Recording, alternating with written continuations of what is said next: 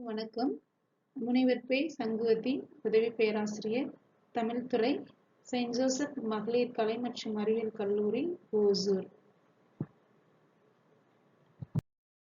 பராபர கன்னி முதல் 10 கன்னிகள்.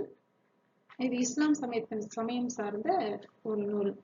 பராபரன் என்றால் பரம்பொருளான இறைவன் என்பது பொருள். அண்ட சராசரங்களுக்கெல்லாம் முதல்வனான அவ்விறைவன் மீது மாலைகளைப் போல பாடல்கள் புனையப்பட்டதால் பராபர கன்னி எனப்பட்டது. பராபர கன்னி 100 கன்னிகளை கொண்டது. இக்கன்னிகள் இறைவனின் பெருமைகளையும் குணங்களையும் கூறுவனவாகும். இறைவனை பராபரமே என்று விழித்து பாடியுள்ளார் குணகுடி மஸ்தான் சாஹிப். ஆசிரியர் குறிப்பு: குணகுடி மஸ்தான் சாஹிப். இவர் காலம் 1792 முதல் 1838 வரை வாழ்ந்தவர். பிறப்பு ராமநாதபுரம் மாவட்டம் தொண்டி அருகிலுள்ள குணங்குடியில் பிறந்தார். இயற்பெயர் சுல்தான் அப்துல் காதிர் லெப்பை. தந்தை பெயர் நைனா முகமது ஞானி. இவர் இஸ்லாமிய சித்தர்களான சூபிகளுள் இவரும் ஒருவர். இவருடைய பாடல்கள் பட்டினத்தார், வள்ளலார், தாயுமானவர் பாடல்களுக்கு ஒப்பாக விளங்குவதால் இவரை இஸ்லாமிய தாயுமானர் என்று போற்றப்படுகிறார். இளமையிலே துறவறம் பூண்டு இவர் சதுரகிரி, புறாமலை, நாகமலை போன்ற இடங்களில் தனித்து வாழ்ந்து ஞானம் பெற்றவர். பல அற்புதங்கள் செய்தவர். குருநிலை, துறவு நிலை, தவநிலை, தியான நிலை, சமாதி நிலை குறித்து பாடல்களை பாடியுள்ளார். இவர் இயற்றிய பாடல்கள் மஸ்தான் சாஹிப் பாடல்கள் என்ற தொகுப்பில் தொகுக்கப்பட்டுள்ளது. பொதுவாக மஸ்தான் சாஹிப்பின் பாடல்களை முகைத்தீன் சதகம், அகத்தீஷன் சதகம், கன்னி பாடல்கள் என முப்பெரும் பிரிவுகளாக பிரிக்கலாம். குணகுடி மஸ்தான் சாஹிப் மீது திருத்தணிகை சரவண பெருமாள் ஐயர் நான்மணி மாலையையும், ஐயாசாமி முதலியார் 10 அந்தாதியையும் பாடியுள்ளார். பராபர கன்னி, மனோன்மணி கன்னி, ஆனந்த களிப்பு, எக்கால கன்னி, ரகுமான் கன்னி போன்ற பல பாடல்களை இயற்றியுள்ளார். குணகுடியாரின் பாடல்களில் சைவ சித்தாந்த கோட்பாடுகள் வெளிப்படுவது சிறப்பே. சாலோகம் என்பது கடவுளுடன் ஓரிடத்தில் உறைவது என்று பொருள் கொள்ளலாம். கடவுளோடு ஓரிடத்தில் உறைந்து இருப்பது என்று பொருள் சொல்லலாம்.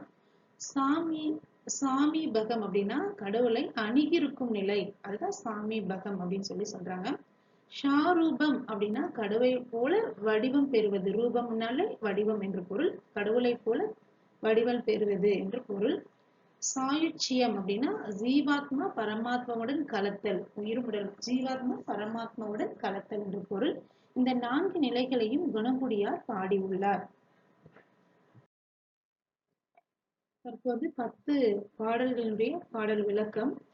அண்ட புவனம் என்றும் ஆடும் திரு கூத்தினை யான் கண்டு மகிழ்ந்திடவே காட்டாய் பராபரமே அப்படின்றாங்க. அதாவது அண்டம்னு அந்த உலகம், அண்ட சராசரம், புவனம் என்றால் உலகம், இந்த உலகத்தில் ஆடுகின்ற நீ ஆடுகின்ற திருக்கூத்தினை, அதாவது இறைவனாகி நீ ஆடுகின்ற திருக்கூத்தினை என் கண்களால் கண்டு மகிழ்ந்திட காட்டுவாய் பராபரமே அப்படின்னு சொல்றாங்க. அதாவது நீ இந்த உலகத்தில் நீ ஆடுகின்ற கூத்தினை என் கண் குளிர நான் பார்க்கணும் பராபரமே அப்படின்னு சொல்லி முதல் பாடலுக்கான விளக்கம்.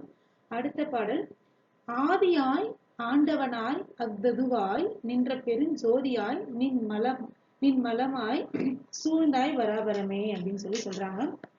அடுத்து என்னதுன்னா, ஆதினா முதல், எல்லாற்றிலும் ஆதி, முதல், எல்லா ஆதியா முதல்ல தோன்றின பொருள் எல்லா பொருளும் இருக்கிற அப்பொருளை நீ என்ன பண்ற அப்படின்னா ஆண்டவனாய் அப்படின்னா என்னது ஆண்டுதல் அப்படின்னா ஆளுகின்றாய்.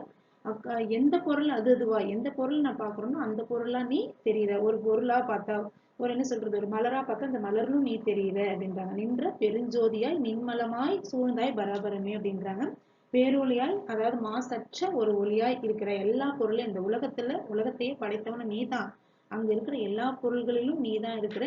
இந்த உலகத்துல எல்லா இடத்துலயும் சூழ்ந்திருக்கிற பராபரமே அப்படின்னு சொல்லி 2வதுல சொல்றாங்க. 3வது பாடல்: வேத மறைப்பொருளை வேதாந்த உட்கருவை ஓதி உன்னை அறிந்தார் உண்டோ பராபரமே அப்படின்றாங்க. வேதம்னா 4 வேதங்கள் அப்படின்னு சொல்றோம்ல, அதே மாதிரி இஸ்லாம் சமயமுடைய வேத மறைப்பொருள்ல வேதங்கள் சொல்லப்படுகின்ற அந்த பொருள் மட்டும் இல்ல, அந்த பொருள்ல மறைந்திருக்கின்ற உட்கருவை கற்று உன்னை முற்கருவை ஓதி அப்படின்னா கற்று உன்னை முழுதும் அறிந்தவர் யாராவது இருக்காங்களா உண்டோ அப்படின்னு கேள்வி அந்த மாதிரி யாராவது இருக்காங்களா பராபரமே அப்படின்னு சொல்லி கேட்கிறாங்க. இஸ்லாம் வேதத்தை கற்று அதனோட உண்மையான உட்கரு பொருளை அறிந்தவர் எவரேனும் உண்டா அப்படின்னு சொல்லி கேட்கிறாரு 3வது பாடல்ல. 4வதுல அண்ட கோணமுடன் ஆகாசம் என்று உசும்பி கொண்டாடும் மெயினான கூத்தே பராபரமே அப்படின்றாங்க. அண்டம் அப்படின்னா இந்த உலகம், அண்ட சராசரம் அப்படின்னு சொல்லி அப்புறம் உலகம் நீதான், ஆகாயம் நீ அனைத்திலும் கொண்டாடுகின்ற அந்த மேலுலகம் கீழுலகம் எல்லா உலகத்திலுமே நீதான் இருக்கிற, ஆகாயத்திலும் நீதான் இருக்கிற, நிலத்திலும் நீதான் இருக்கிற, காற்றா நீதான் இருக்கிற, எல்லா இடத்துலயும் ஆடுகின்ற ஒரு கூத்து எல்லா இடத்துலயும் ஆடுகின்ற எல்லா செயல்களும் உன்னுடைய கூத்தாதான் நான் பாக்குறேன், இந்த கூத்துல ஒருவனாதான் இருக்கிற பராபரமே அப்படின்னு சொல்லி சொல்றாங்க. அடுத்து நாவார் புகழ் கெட்டா நாயகனே நாத்தாந்தம் பூவாய் மலர்ந்திருக்க பூத்தாய் பராபரமே அப்படின்னு சொல்றாங்க. அதாவது எங்கள் நாவினால் புகழ்ந்து கூற இயலாத, என்னுடைய நாவால் சொல்ல முடியாத, உன்னை புகழ்ந்து கூற முடியாத கட்டுக்கடங்காத சிறப்பினை உடைய நாயகனே அப்படின்னு சொல்லி சொல்றேன். கட்டுக்கடங்காத சிறப்பினை உடைய நாயகனே, ஞான நெறியாக ஒரு கலையாக பூவாய் மலர்ந்திருக்க ஒரு எங்க நாவால கண்ட்ரோல் பண்ண உங்களால முடியாது, கட்டுக்கடங்க முடியாது, இருந்தாலும் ஒரு பூவா நீ பூத்திருக்கிற தலைவனே பராபரனே அப்படின்னு சொல்லி விளக்கம் சொல்றாங்க.